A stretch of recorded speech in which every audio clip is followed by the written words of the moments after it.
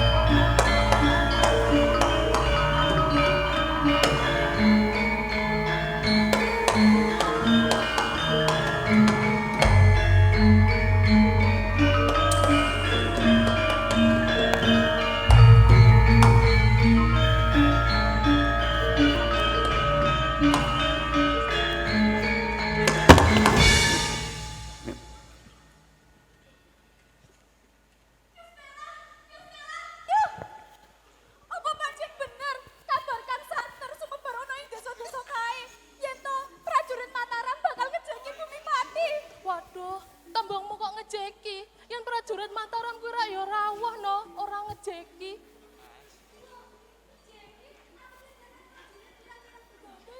Ya iya no, apa kowe ora kula pawarta adol pangrungu?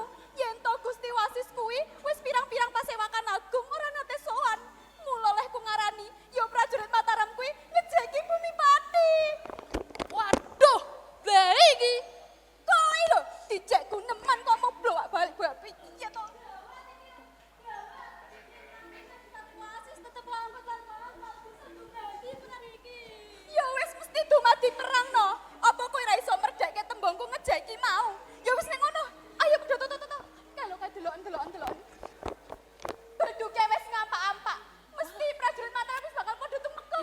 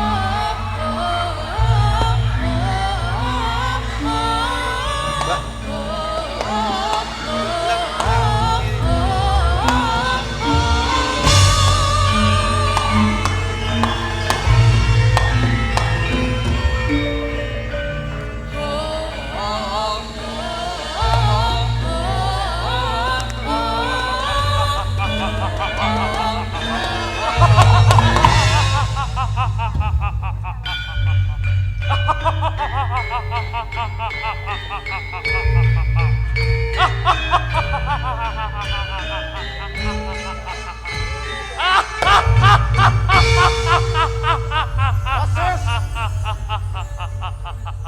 tegak kuing padi bawa Purbawasis Ratu Mataram supaya ngedarat jeneng sira. Rasa serik ing atiku nandes mandes kang ginurit dening Ratu Mataram nuwuhake rasa serik. Mula tan gigrek ngadepi prajurit Mataram. Konmu gemi rasa serik bakal nyerat kaulamu jumegoreng jurange kasangsaran. Wis dadake. Petapedong. Dudu kawula pati kang bakal nemoni sangsaya. Nanging Mataram kang bakal cilaka.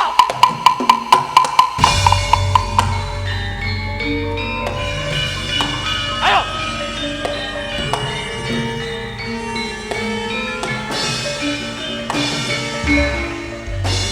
Prabu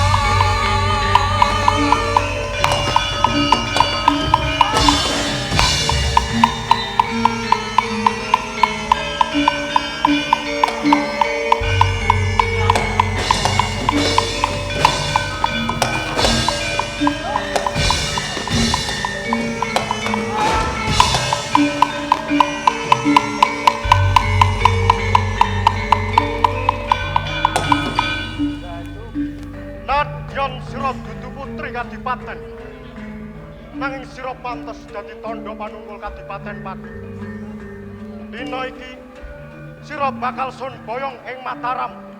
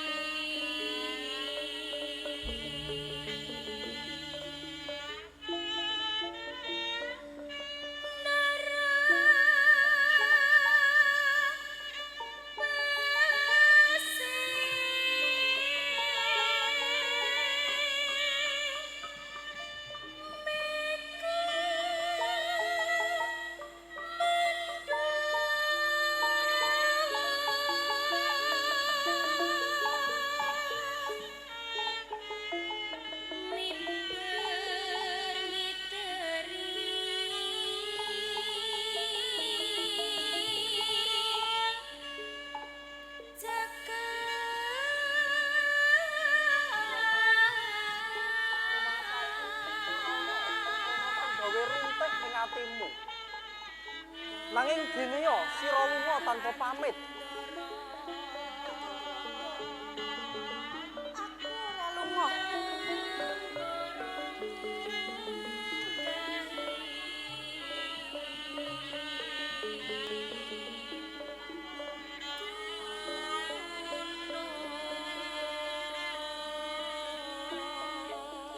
Yen dak rungokake tembungmu pancen bisa gawe ngedem ati. Nanging kasunyatan kang lumadi gawe panas ing ati.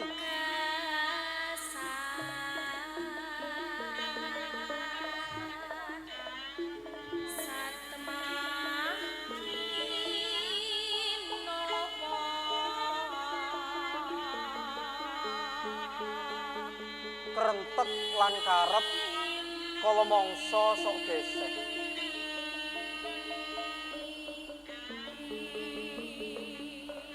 Kasucening ati apa ya bisa njejegake krentek lan karep kang gesek.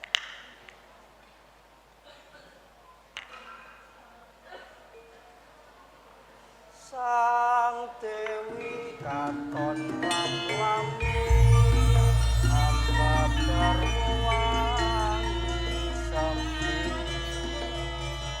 arum wangi melati dasar wulan ndagari aku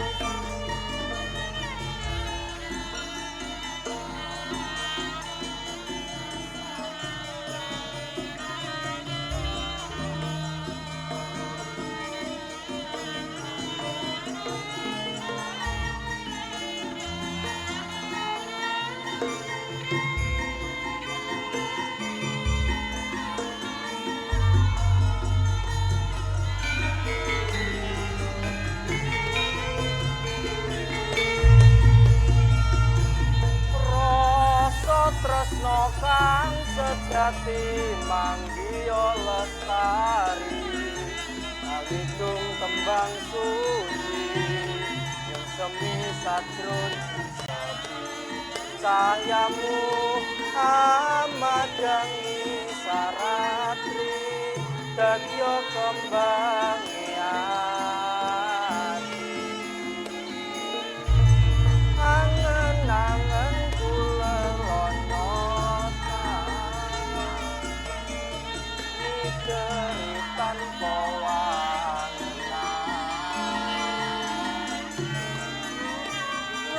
aku nembus marang kebahagiaan banget manis sinawan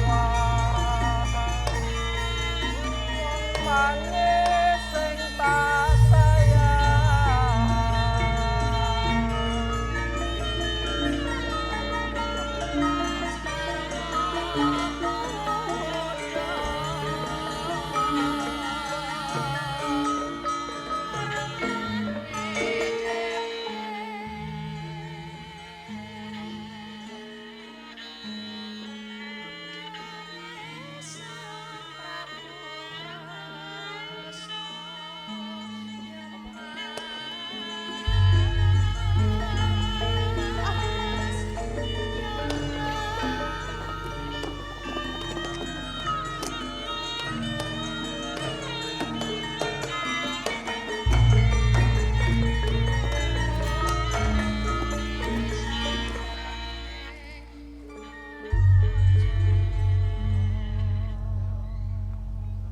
Le.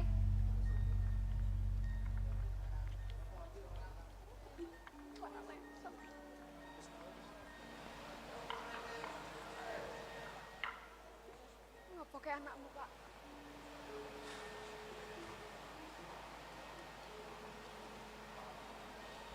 Le. Tangi, Le. Tangi.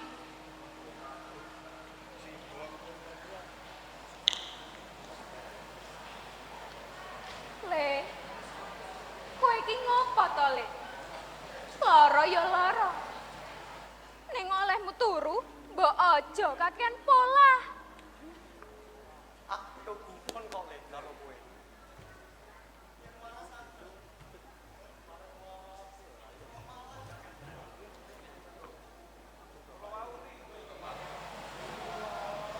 Isin kula. Ning olah kula wau lak mboten nganeh-nganehi to. Ya ora nganeh-nganehi. Olah kuwi lumrah. Neng le ndadelake tondo pitaton. Anggon tetep guling saja kenceng. Ngopo to, Le? Walah, Pak nih, kaya ora tau enom. Anakmu leh lara, lak mergo mikir pacangane ilang. Mbok nang menawa.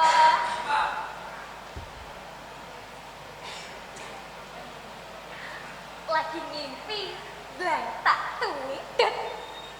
Alah simbok iki lho. Ilmune kok ya aton cah. Aku ora ngimpi dadi aga kok. Iso muni gelang tak tundet. Dudu ngono sing dicarepke mbok. tembung lantak tundet iku dadi sanepane mbokmu nalika pengen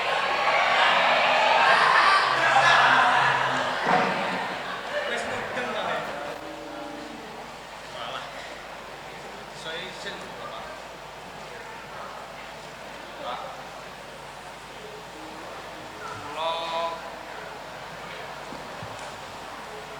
Kula tak blokok.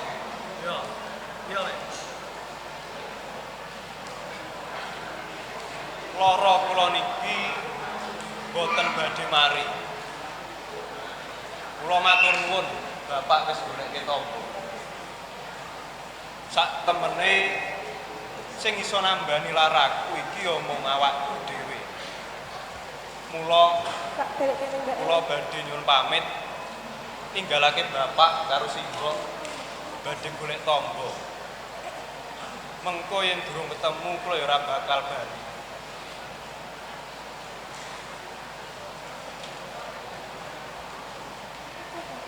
Le, aku wis ngerti karepmu. Nadyan to kowe mbiyen tau digawe lara karo bapakne pacanganmu. Ya bapake mendut.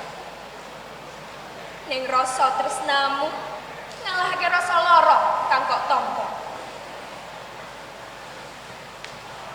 aku ngomong kowe wiwit cilik ngerti yen kowe duwe karep ora bisa dipambengi tak pambengono tanpa guna Bapak ngerti yen tombo sing kok goleki ora liya ya mung Rara Mendut.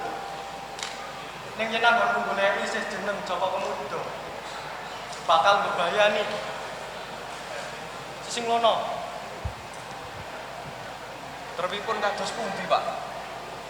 Anggonmu lara amarga kaperanan citrane Rara Mendut. Mula kuwi kang trep kowe sesinglono.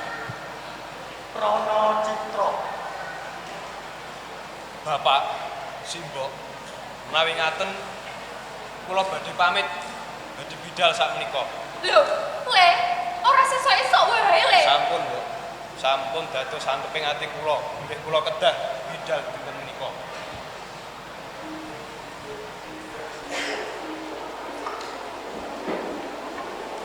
Piye iki, Pakne? Piye? Duwe anak lanang siji wae malah arep ninggalke wong tuane, Pakne. Iya, Panik. Yo pancen ngono kae polatane anak. Yen duwe karep ora bisa dhewe. Sawangen to polatane anak lanang kae, Pakne. Mongko polatane sekaton pucet lho, Pakne. Iya, aku ngerti.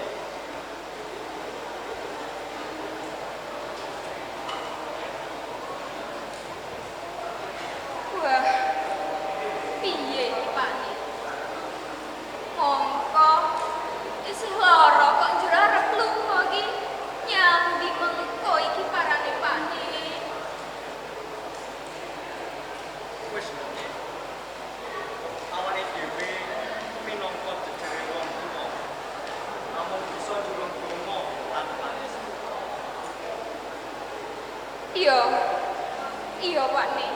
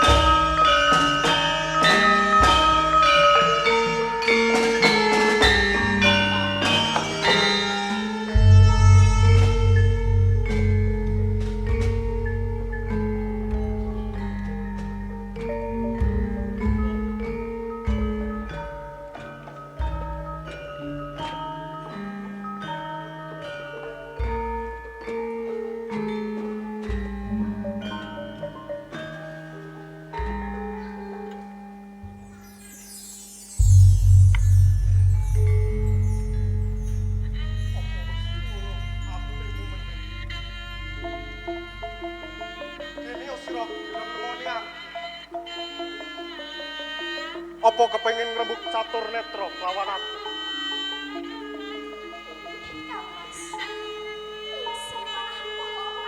Matur babagan rasane ngati.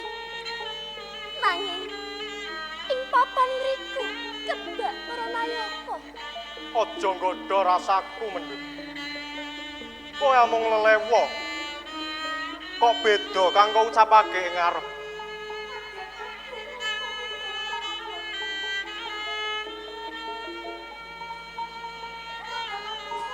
Mamikirku. Aku tetep ora sudi nampa katresnanmu. Kang Mas Wiraguna. Tresnamika kedah mawa bebono. Apa kang dadi bebanamu bakal tak wujud. Waton ora njaluk mudune lintangan rembulan. Janji tresnamika aurat. Abote kaya ngopo bakal tak wujudake. Tembung manismu kang memanuhara. Panganggepku kaya swara pangoceng gagak. Temah nuwange geteng keburu sengit lawan sliramu.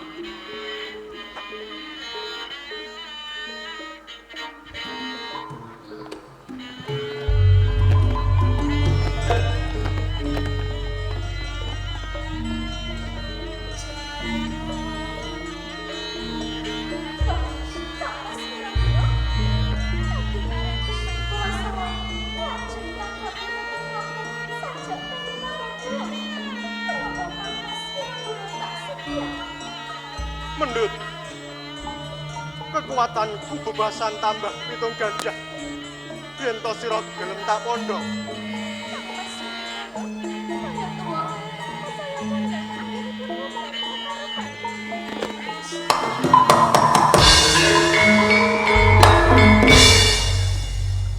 Kakanggo, inggih pekatan sipatipun kakung. Menawi kadunungan derajat lan sinandingan kadonya, mesti numbar kanepsanipun. Aku bisa nggerbo. Tembungmu kuwi mau kamotan rasa sujana. Katitik tembungmu dadi panyendu. Sinten ingkang boten sujana ing tumenggungan menawi wonten tutuwuhan sekar. Ing pundi kemawon sekar ingkang nedeng mekar medem dandanipun. Mila kanggo kula lan panjenengan menika sekar ingkang sampun layu lan kicalan gondo. Aku wis ngerti karepmu. Wis kene.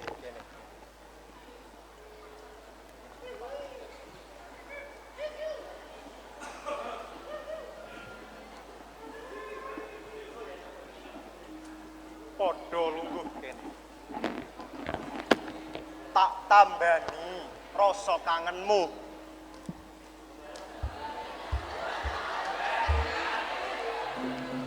Kang Mas.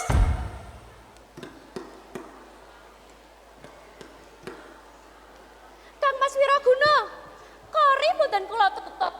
Cengklungan anggen kula nyawang tengahing kori. Menika lak dinten Kemis to? Menapa panjenengan kesupen? Ngendikanipun badhe tumandang. Oh iya. Jane wong iki pancen tiba giliranmu. Neng kepiye? Bayumu sakloro nyolong laku. Hih, Kakang Mbok mesti ngoten lho. Sampun wonten wancinipun piyambak-piyambak. Kok tasih ngrebat wekdal kula? Menapa kala wingi dereng pikantuk jatining pemarem? Wis. Ora perlu geger. Iya, Yayi. Geger ora ana gunane.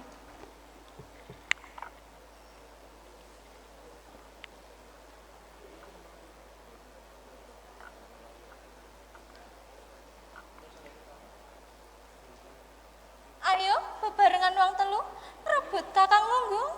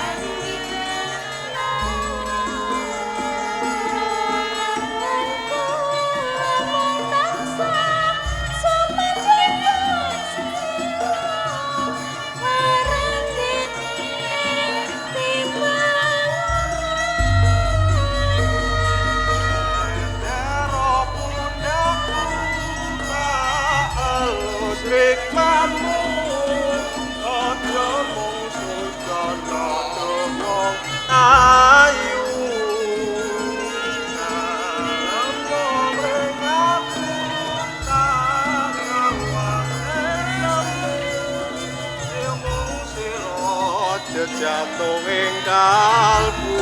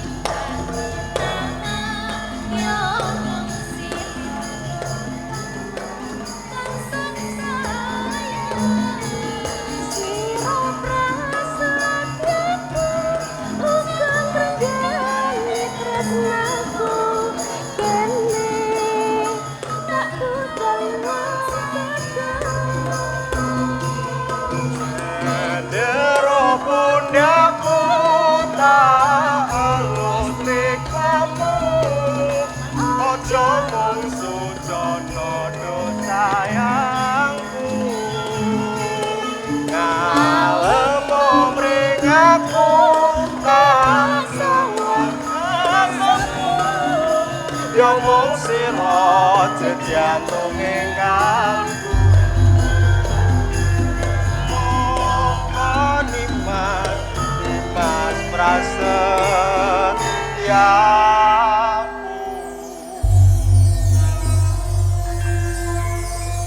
Wis padha mirya luwih dhisik.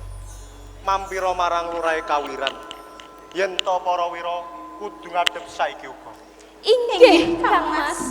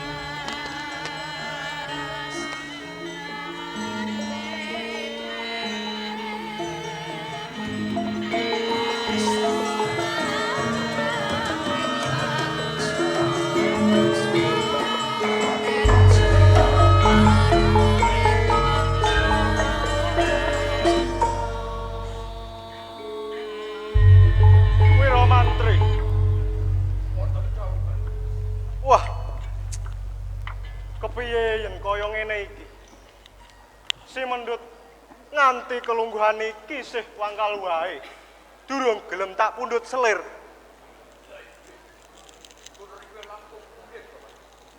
Ora kurang-kurang anggonku ngreripih. Ning apa tinemune? Bocah isih wangkal wae. Kanjeng Tunggung. Yo, piye Wira Kerti? Tresno menika tuwipun kalamun sampun kulino Kanjeng.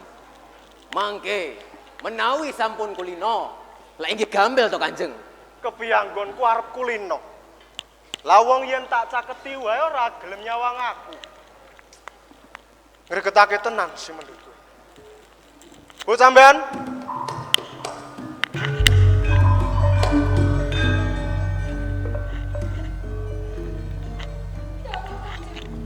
Timbal ana mendut marak ana ngarsaku. Inggih, sendika ngestokaken dawuh Kanjeng.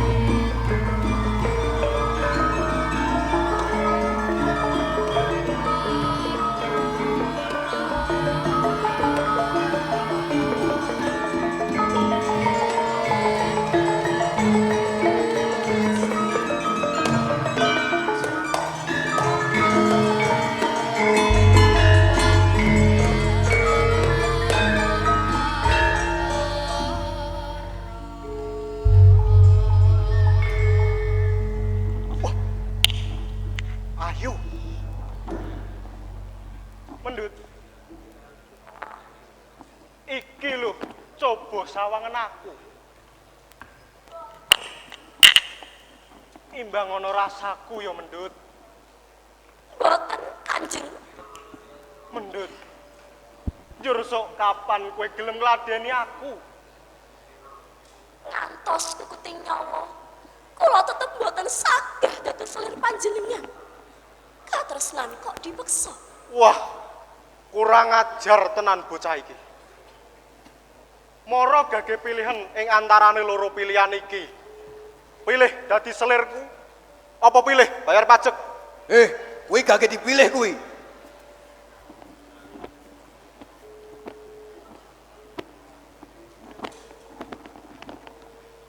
Yen kowe gelem dadi selirku, kowe ora perlu bayar pajak. Nanging yen kowe ora gelem dadi selirku, ya kudu bayar pajak.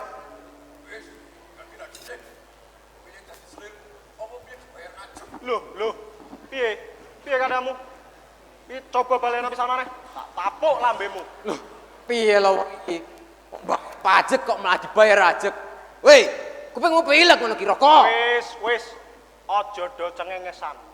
Iki tenan iki. Gage Wangsulana Mendut. Nuwun sewu Kanjeng. Yo, piye? Pajek nika lak kagem tiyang sami bebakulan. Ananging kula sanes tiyang bakul Kanjeng. King menapa kados mekaten? Wis ora urus. Bakune yen kowe ora gelem dadi selirku, ya kudu bayar pajak. Oh nggih, menawi mekaten kula pilih bayar pajak kemawon Kanjeng. Piye? Coba balene pisan maneh. Kula pilih bayar pajak. Woh, lah wong yen bodho. Wong ora nyambut gawe kok pilih bayar pajak. Njur olehmu duit saka ngendi weh? Kula badhe pados arta lumantar sadean utawi bebakulan. Lah kowe kuwi arep bakulan apa Bakul apa? Mengko aja kowe arep bakul awak. Nuwun sewu Kanjeng.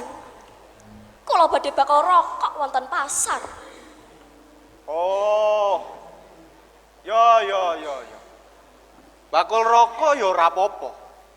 Nanging kowe ora talilani bakul ana pasar Gedhe Mataram. Menawi mekaten anggenipun kula sadean wonten pundi?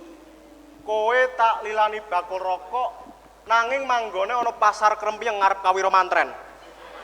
Supaya apa sing mbok tindakake bisa diawat-awati dening bayine Wira Mantri. Kowe lha yo saguh ta Wira Mantri yen tak dawuh ngawat-ngawati Mendut? Yen kula nggih sagah kemawon. Lho. Kok kaya seneng men polatanmu Wira Mantri. Mengko ge aja-aja kowe malah pager mangan tanduran. Mboten kan. Saya setuju. Kula sagah ngawat-awati. Wira ngerti? Inggih, Kanjeng. Kere.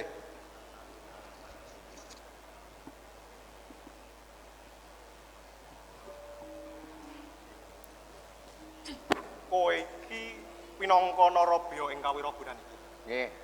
Nah, kira-kira pira gedene pajak sing kudu dibayar Mendut? Kula etang rumiyin nggih, Kanjeng. Yo, Roro Mendut. Wis pirang-pirang taun ana Mataram nanging saya durung gelem dipek selir. Bakune yen wong jaba kuwi ana pajeke. Banjur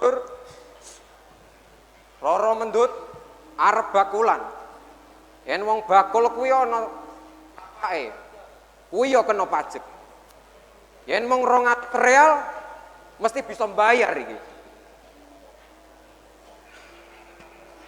Yen mung 250 aku durung tok bathi. Karo maneh para pengrawite Wirakerten durung padha dibayar. Yen dikeroyok wong-wong sangar ngene iki mojar aku.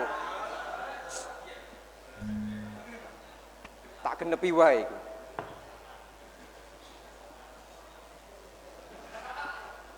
Nuwun sewu Kanjeng. yo, piye? Miturut etangan kula, pajak ingkang jumbuh lantrep kangge sira Roro Mendut 1.000 real Kanjeng. Nah, yo. Terus Nah, mangke menawi sampun boten kiat bayar pajak, lek inggih purun to, panjenengan pundhut selir Kanjeng. Iya, bener, bener. Mendut, kowe kudu bayar pajak saben sasi 500 real.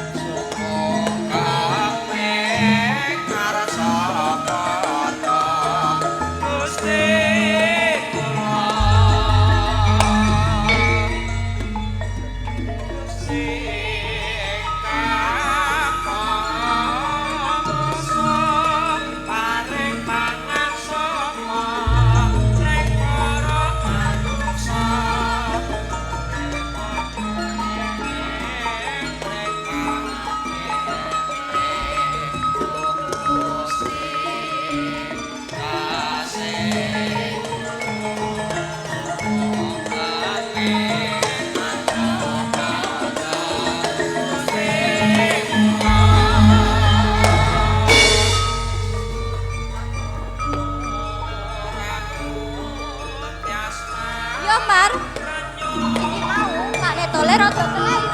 Ya mergo to rada rewel. Mbok aku ki diajari, kira-kira bojo ben ora rewel ki dijamoni apa?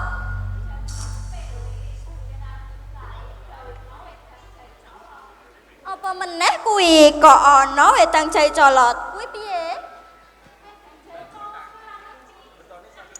Kampung. Ngene lho. Tak ajari carane gawe wedang jahe colot. Jahe emprit kae kok gebuk. Ngerti ora jahe emprit? Ya ngerti no. Jahe bar digebuk banjur diwenehi banyu panas suwel. Terus piye wi? Diwenehke meja, aja ditutup. Ben ngopo ngerti ora? Ora lah ben ngopo to? Ya ben kecemplungan cecak. Lah kok ngono? Iya, lunga kesene.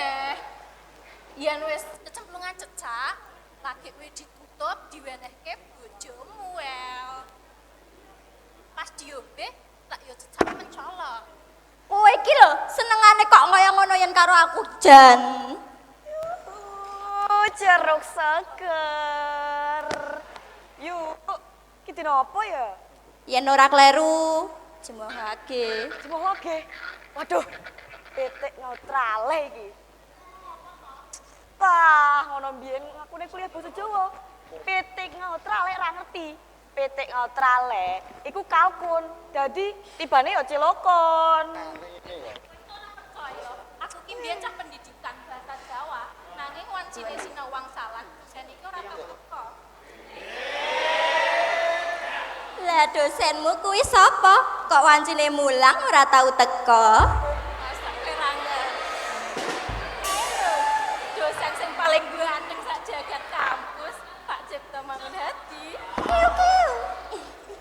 Wis ah. Yakin.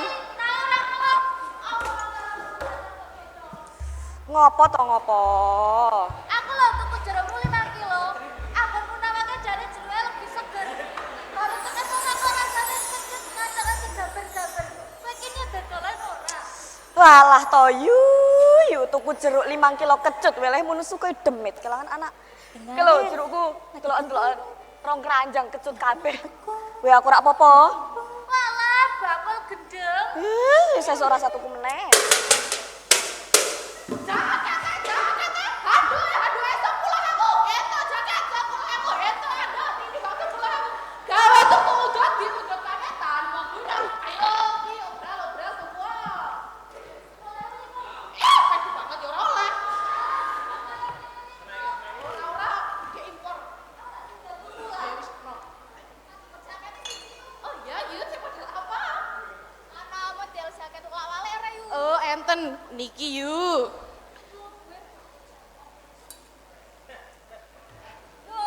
Dudu iki lah tak karepke. Lah, sing kepiye ta yu? Jaket wale kuwi yen pas panas, iki jakete krasa adem. Yen pas adem, jakete krasa panas. Oh, yen kuwi sing iki. Kualitasnya piye iki lho? Kualitasnya ditanggung tidak luntur. Iya, tak bentar lagi. Kusik.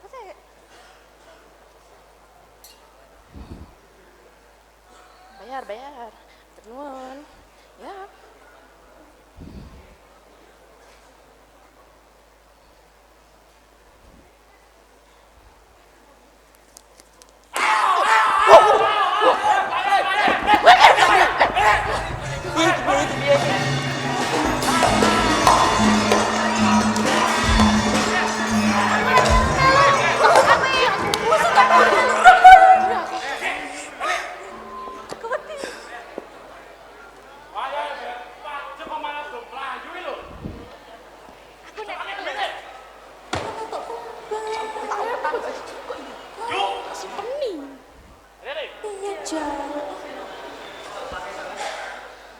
Iya.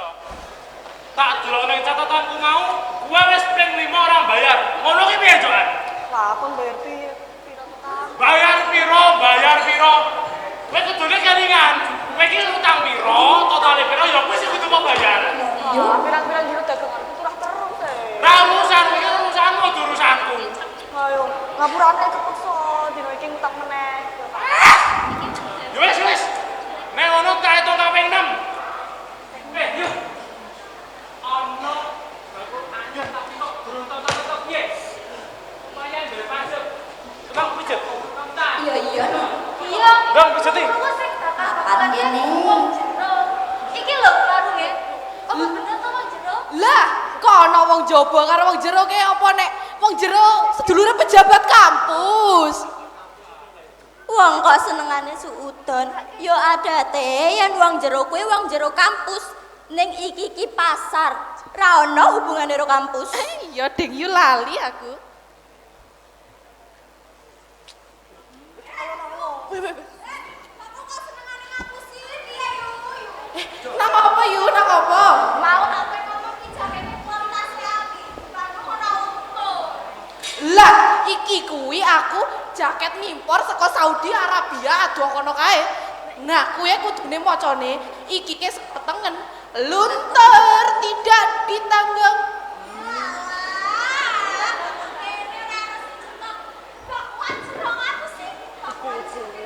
Ya wis kono bali tak balekake.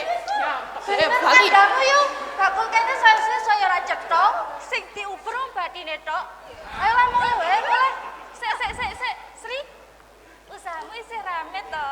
Yo isih. Ayo balik, balik.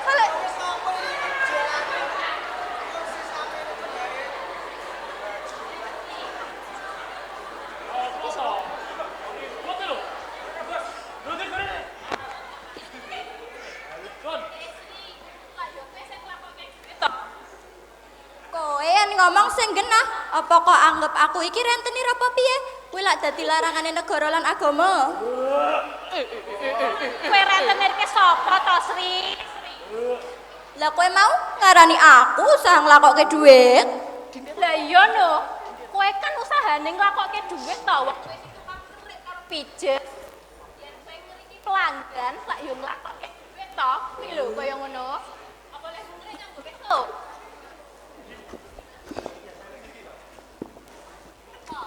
Lambemu kuwi. Ibetek banget. Yuhu. Pak Apa meneh kuwi? Ngendi wong iki? Kok ora mulai-mulai ki lho. Sorry yo, Kang. Ih, Pak Ning. Pak Ning. Heyu, dawara bojoku ora sih? Bojomu ciri-cirine piye? Ayo pokoknya ganteng lah. Mesti cilik. Yuk, para bojoku ayo. Iki. Ora arti kuwi ni. Hah? Kok ora ono ki? Jeruk. Mau aku golek bojoku kok ya ditawani jeruk ki. Ndi? Odo. Heyu, para bojoku ora. Iki bojomu ki. Udah lah ya, bojoku itu ganteng banget loh. Kayak bojoku ora. Kenapa wae? Nek ganggu aku. Bali yo ngono. Wong takon bojoku ora oleh iki lho, piye to? Bali ngono. Iki mos ora bojoku iki. Rano. Bojoku iku Joko Lelor, wong sing paling sugih sak Kawiro Mantren iki. Piye apa guyu? Wong ya tenan kok ya. Kiraan semero? Ora.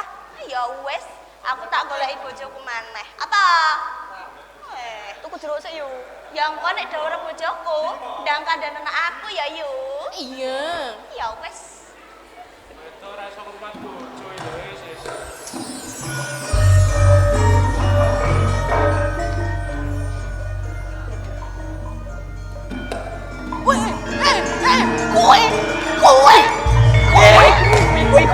Geger gede iki. Geger gede.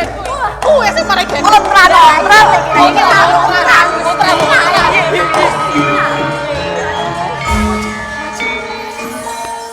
Kosek. Lah, kowe sing ngomong kok nomor juwo. Sing apa? Aduh. Apa mau lali aku? iki Kok aku sih? Aku ora wani ah. Kowe. Sopo kuwi? Bupras Piye? bojone jenengan. Kowe wis kono. tak omongi. Jenengan iku dipadosi kali garwane jenengan. Hei! Apa? Nggih, saestu. Aduh. Blai iki. Wah. Iki. Kapokmu kapan? Sing apa bojoku selingkuhan? Sing rupane jentik. Bojoku sing ning omah kuwi. Yo. Dadi kowe.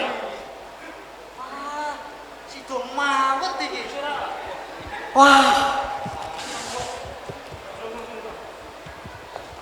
Iki jan-jan iki kowe iki omong tenanan apa mung akal-akalanmu lek njaluk jatahku? Nggih saestu. Nggih, saestu niki. Boten niki tukang apa sih? Pusing iki. Budrek iki. Wis ngene wae, api-apian wae ya. Kowe aja ngomong-ngomong bojoku nak aku ning kene. Ya? Wani pira? Oh, lo. Apa anggeramu mesti ngene iki ketok padune meneh mlaku njaluk jatah tok. Ya, beres. Wong sugih kok Sakawiro Mantren paling sugih dhewe iki. Padahal wong tipis. Nah.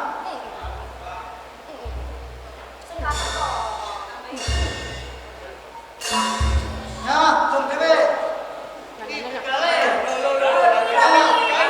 Walah, semene gawe tuku pitik geprek karo bayar UKT ki ora sampe. HP iki kok yo ora syukur temen kok wis diparingi barang kok. Yo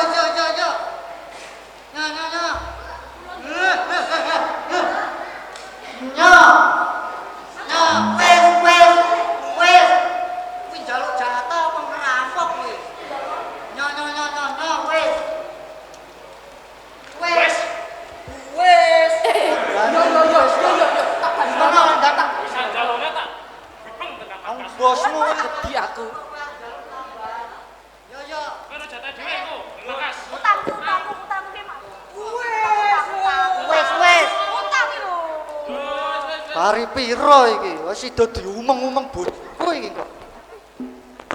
Ngerti iki mau. Aku ora kosek. Yo kono dhisik aku ora kosek. Mula to mula. Ane nyambut gawe iki sing tememen. Ora gor arep njagake ngraes karo ndarane wae. Anggere wis plecah-plecu migat-migut.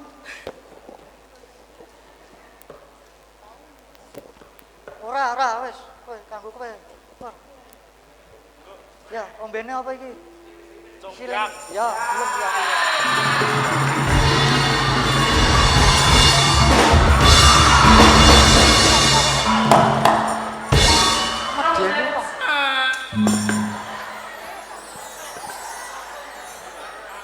Enak banget kayak konser.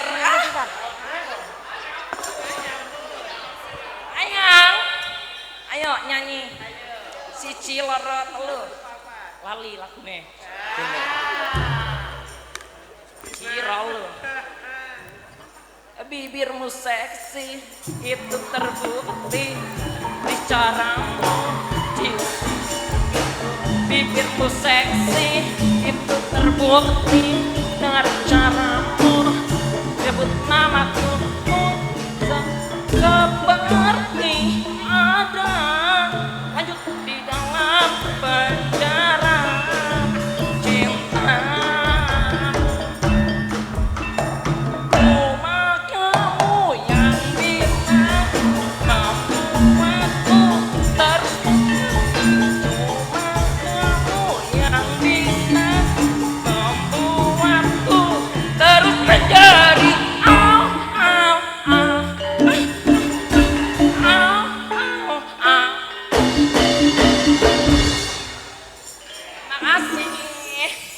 Makasih.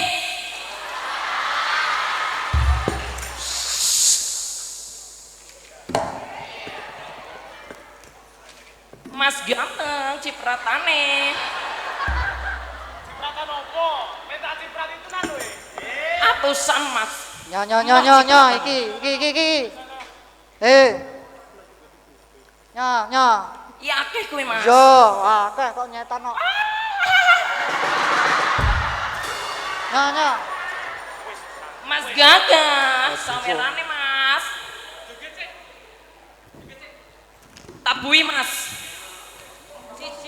Cici. Bercanda. Rambutku. Cici loro telu.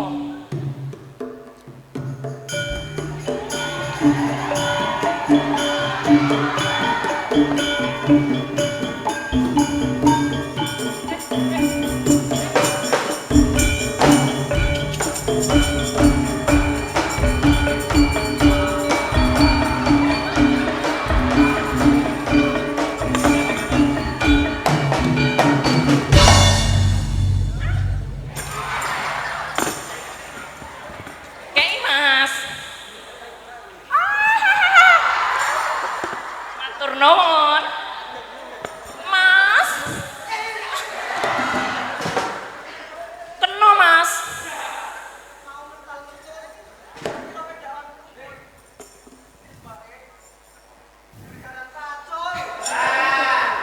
Isin aku. Aku penyanyi jebol Inggris kok. Yo aku Mas. Sawerane Mas. Kesel penonton. Mangkel lagu apa Mas? Lagunya apa? Lagunya pun lawas niku kadaluarsa Mas. Kowe lho, pengamen kok ora kreatif. Yen kowe lali lirike to, nopo cara? Yen kowe lali lirike, ya iso mau ganti. Pengamen gak kreatif. Oh, jajan. Entar diganti Mas. Iso, lo ganti gak ganti kok. Oke, tak nyanyi deh. Sik Mas. Bakul jaket. Nun. Ayo makal bareng. Gus. Ini aku deh ini.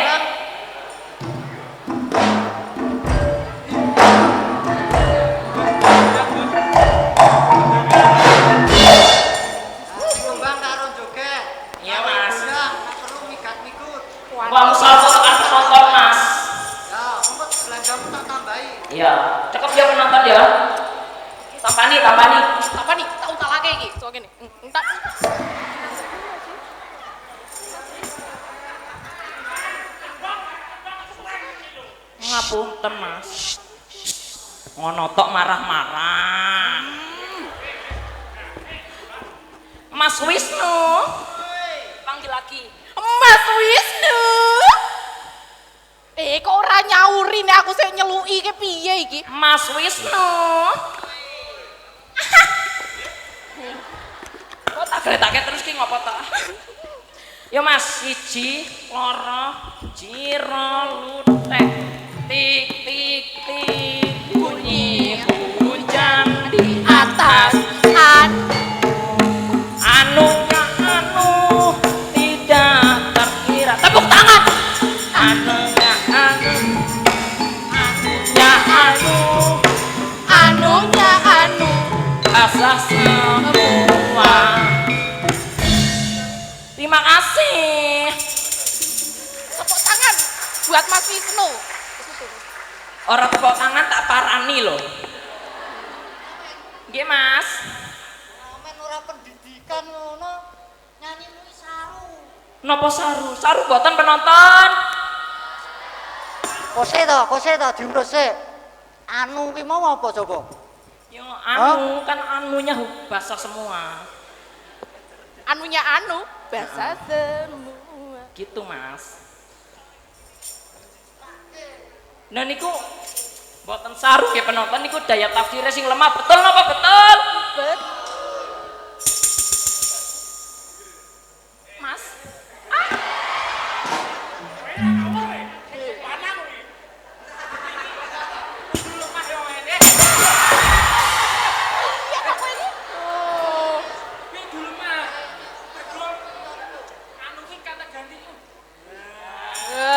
Apa ki ya? Apa? Mabur. Mabur. Tekan kayangan. Ngapunten nggih Om. Mangke nek kula ngamen malih lagune bener. Iki requestan kok. Di duit. Matur nuwun. Jamu tak tambahi. Sip. Di bagianku. Matur nuwun. Kita metu kanan apa kiri? Metu dhuwur. Yo. Mas Wisnu. Ayo, kia lo arah joget ki lo.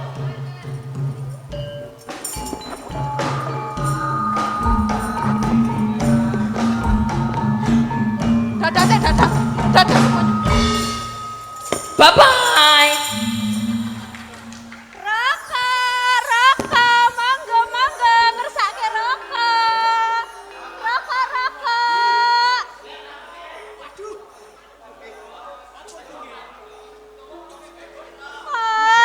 Kok urung ana wong tuku ta ya? Iki kari. Bojoku iki kok. Lah iya.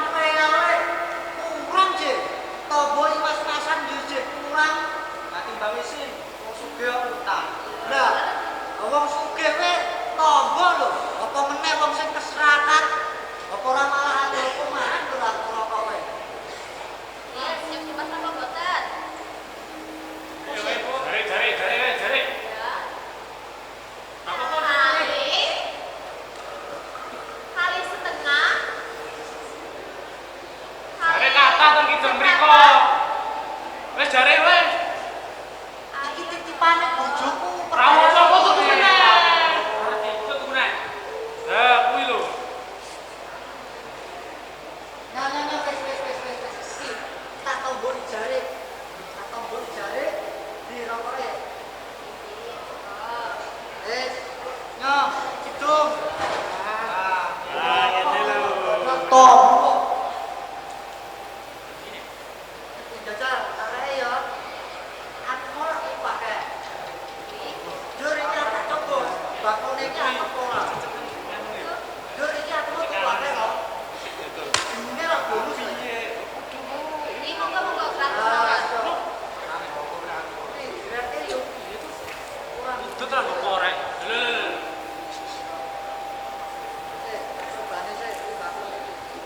Ya ora mempan ya usah. Lho. Ora kena meri.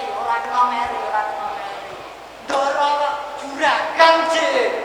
Bebas mau. Aku nang ujung apa? Mempan yo. Lho. Ora kena meri ya, Le.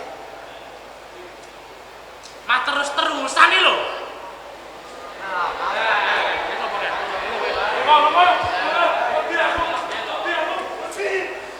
Lho, Pak Nek.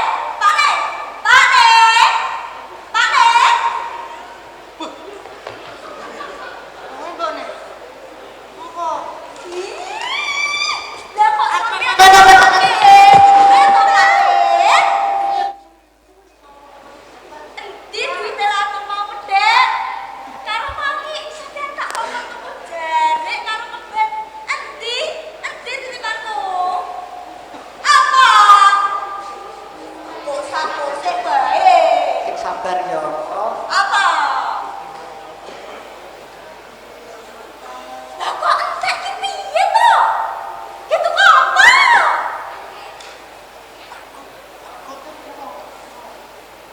Malah gitu rokok piye sampeyan ki lho piye? Piye lah pikirku yo. Aku yo pengen rasake rokok Mas Lolomen betul kok. Walah, jajan ora kena dikongkon. Blas ki lho, kongkon terus jare karo kemben malah gitu rokok ki lho, piye to? Entek saiki duwite endi ngono ta ora? Malah gitu, Mbok. Ya terus kok aku apa? Ya kurang ta ya. Iya ta. Wis ayo mulai. Yen ora mulai, kelakon tak tenan iki lho kowe. Ayo mulai.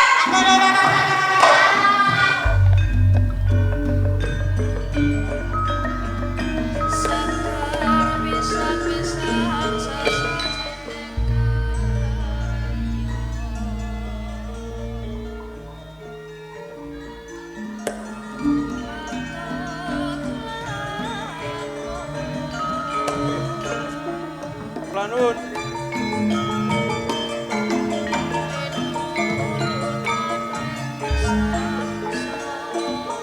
Lanun yuk. Lanun.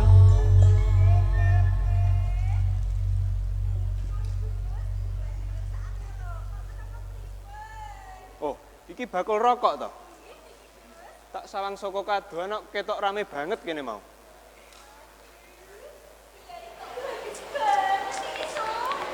Iya bener yuk. Bagus banget, Masya Allah, tabarakallah. Pasuryane prasasat kaya Raden Janaka.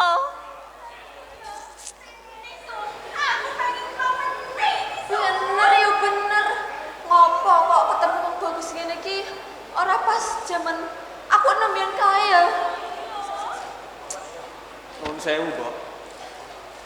Adate yen rame kang padha tuku iku mesti rokok enak. Rego pira? Aku tak melu icip-icip rasane rokok. Menika Gus, rokok ingkang tasih wutuh regine 3 real. Rokok neges kang pun diudut bakule banjur dijejeg menika regine 7 real. Menawi rokok papak kang pun diudut bakule. Nanging badhe telas menika regine 10 real. Wah, rokok garis sithik wis diudut bakule we larang regane. Sekalian digelar ya. Sing dua apa? Oh. Ya sana. Rokok garis sithik wis diudut bakule we kok larang regane.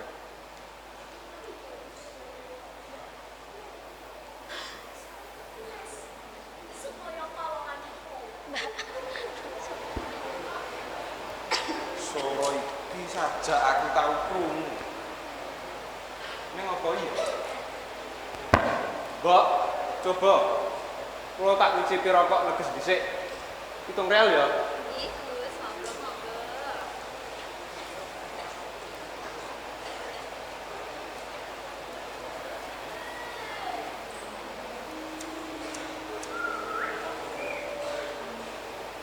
Pripun Gus raose?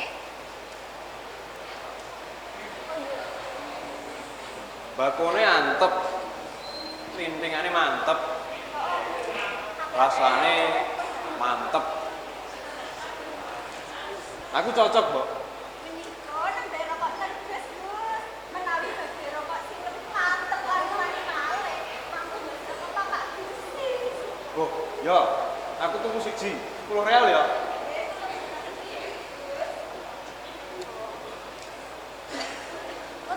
Jan rokok enak.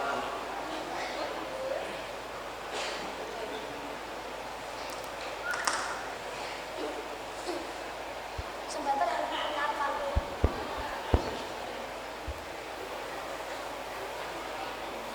Suarane aku tahu krungu. Gandane abang lambe aku ora pangan. Ning apa iki? Mbok. Yen kula takon apa oleh?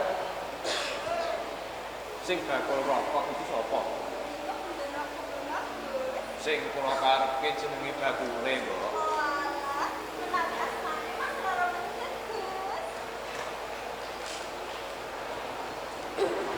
Sapa, Mas? Loro niku.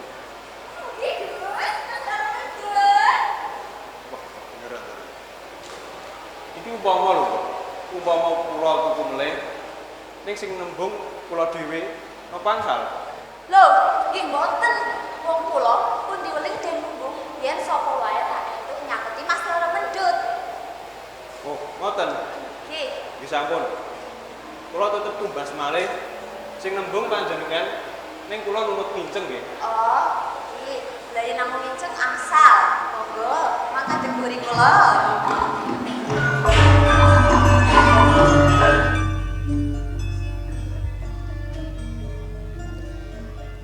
Loh, kok jebol kowe ora mendut?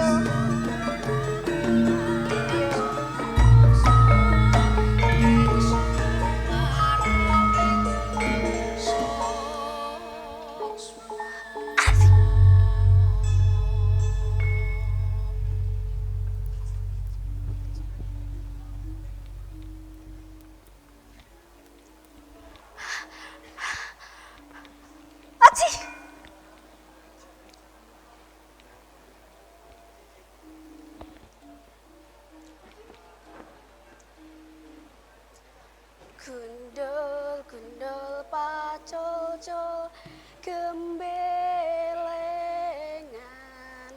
nyunggi wakol wakol etis wakol pada wakol piye latah kok kualik sing bener kuwi wakol wadah tikus heh kowe iki yo ngono wong aku iki lagi nyambut gawe kok diganggu apa ora seneng to yen aku iki lagi menikmati pekerjaan sebagai emban yang berdedikasi dan bertanggung jawab piye emban yang berdedikasi dan bertanggung jawab apa kowe kerjane klular-klulur wis awake tipis kerjane klular-klulur yen cara istilah Jawane kuwi midak pendeng ora telek kowe yo ngono ngomong ya kualik sing bener kuwi midak pendeng ora telek salah telek pendeng teleknya kependeng kowe iki lho yu nek anak kancane lata-lata kok malah digawe-gawekne to tak delok-delok wis ngasih ayahene kok bayumu ora ketok nyambet gawe nek ndi bayumu kok ndak takon kaya lagi entas lemu kekancan karo Mbak Yuku yuk kena lagi turu no iya lu pada ya kagak tahu apa kalau gue lagi sare bisik mulu bikin kuping gue keberbekan iki yuk tak delok-delok lagamu ki sok Jakartanan malah koyo preman pasar Tanah Abang cil bercil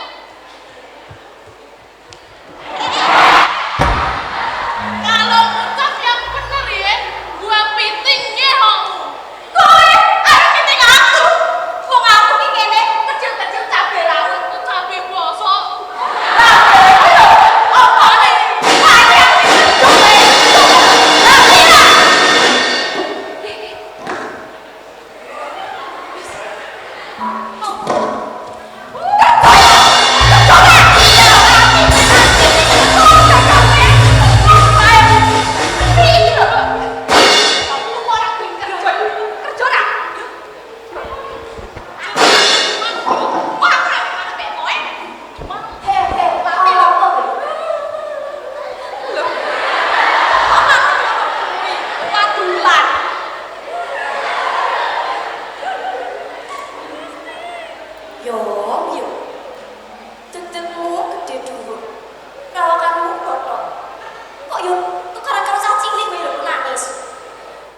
Ngadeg-ngadeg.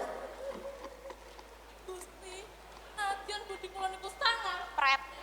Nanging hati kula niku tembang lembut, mula gampang nangis.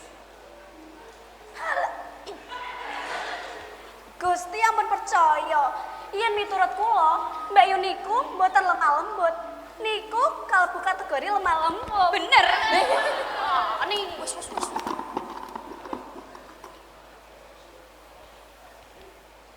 Wes, aja padha congkrah.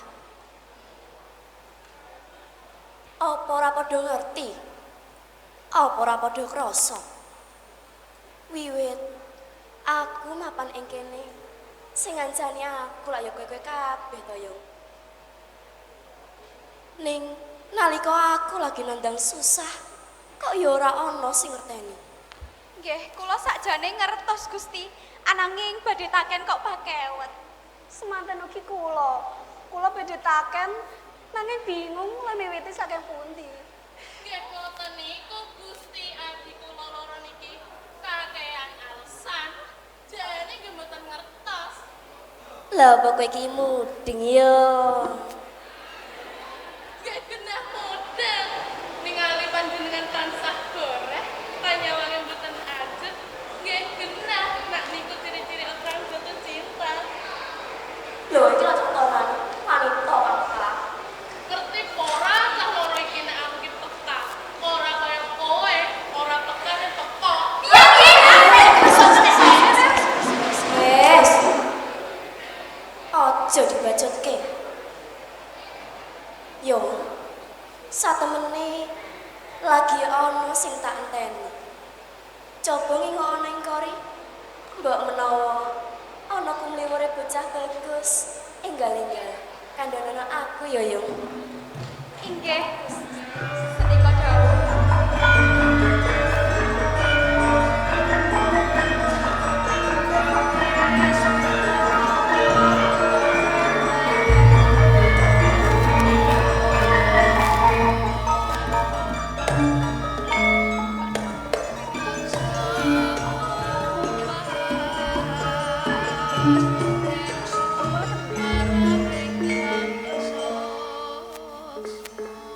Sahyane rembulan kang anempuh pasuryaning saya katon malelo. Ulatmu kang manis rasa adun ati. Besok kapan aku bisa nyanding sliramu angrajut talining asmara angiket prasetya lelumban bebarengan ing madyaning Balewisma. Aku ora bakal lali geguritan iki. Awe ndak ketemulan kakang kemudo. Gurit iki tak ucapke nggo ngluluhke atiku.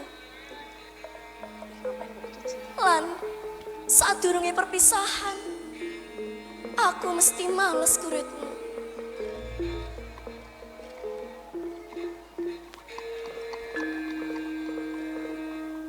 Cahyane lintang kang alit tetep bisa dadi pepadang ati kang panglong. Wujude kang cilik bakal gedhe dayane lamun sinirang tirtaning kesucen minangka rabu ing katresnan. Aku bakal tansah ngenteni tekamu supaya bisa mapak tekamu lumebu bebarengan ing madyaning Balewisma. Yai. Loh, Kakang.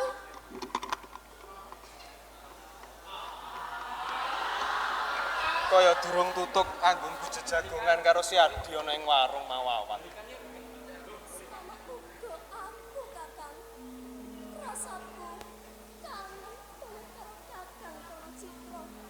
Semono uga aku, Yai. Rino kelawan pemimpin tansah ketok-ketokke wolo. Saben arep papan turu aku mung bisa gambar pasuryamu ana ing plafon kamarku, Yai. Banjur ngono kasurku kuwi mesti krasa gorek, ya. Jebul kok ana lindu selindu-lindunya.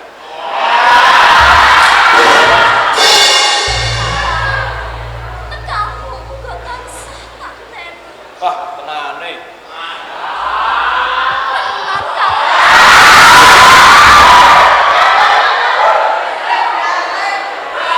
Umpama sliramu sekar melati, Yai.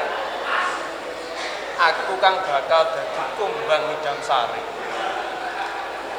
Nanging gandeng sliramu kuwi dudu sekar. Nanging mendut mula sliramu tansah gawe menduting atiku, Yai. Semono uga aku, Kakang.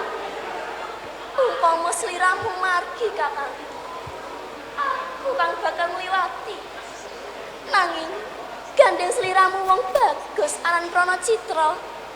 Aku go tansah kepranan marang citramu, Kakang. Yen diumpamake sliramu kuwi wis dadi kembang gedang, Yai. Kembang gedang, kok ora kembang mawar bae? Oh, kok jesu.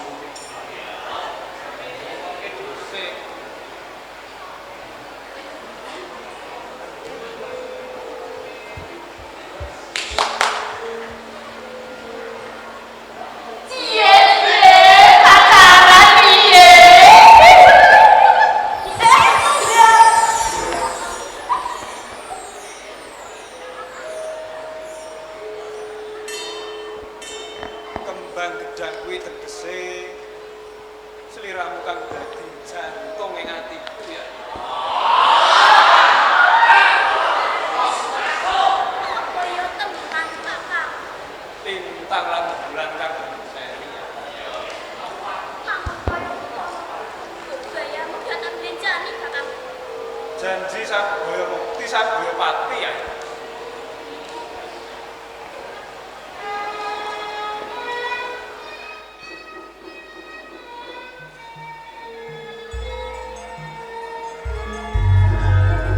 Bengi iki aku bungah banget ya.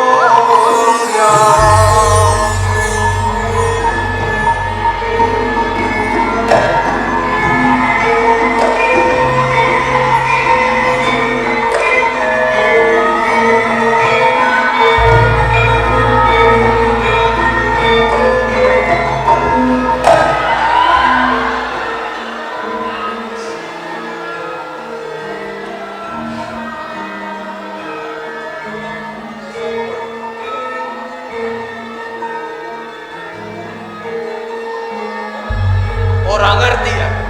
Parah nih gue.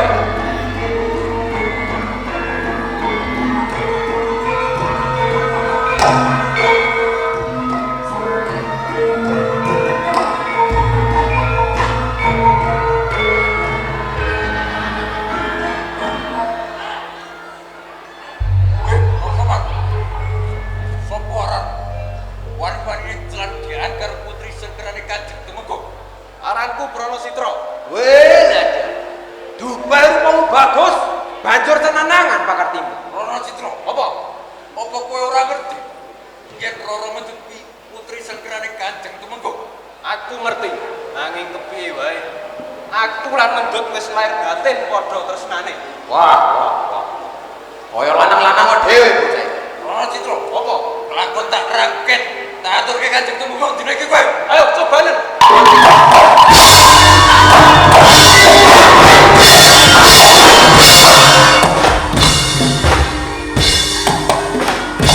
Wah, bocah Melayu ki.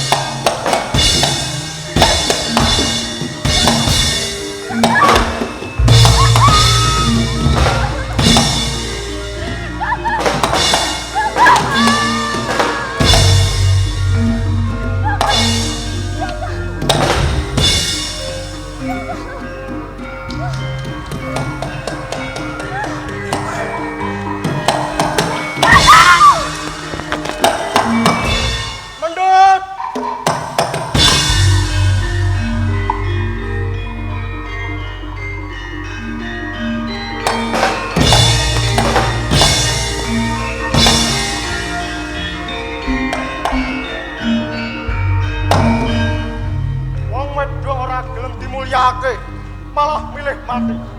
Banggane Prono Citra ora usah dilukti. Arep ben dia loror gagak.